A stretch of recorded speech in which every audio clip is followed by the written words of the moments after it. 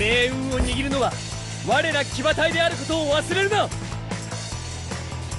へへ、腕が鳴るぜ。出陣。これが知略での戦いです。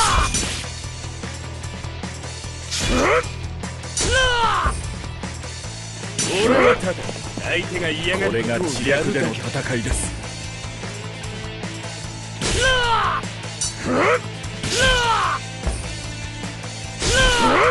焦りは足元を突きゆっくり全体を上げよう。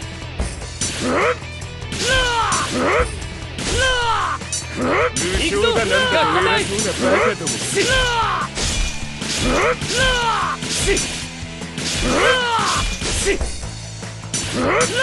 なもんか。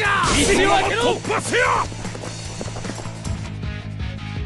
さて始めるか。これが知略での戦いです。出撃か。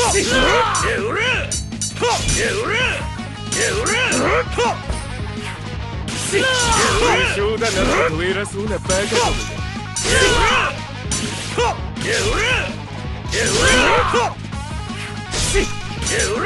焦りは足元を救われる。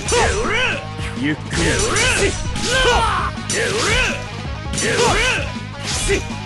残らず皆殺し。優勝だなんだと偉そうなバカども。なんだと偉そうなバカども。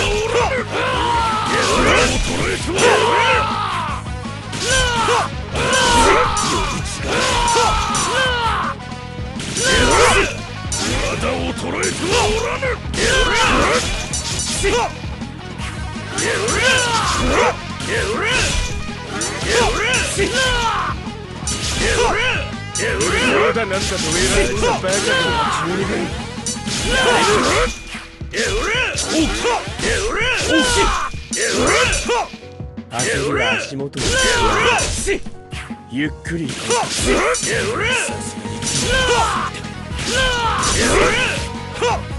これが知略での戦いです。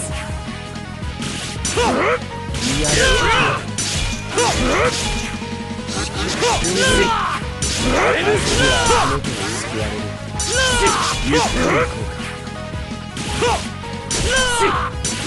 こう。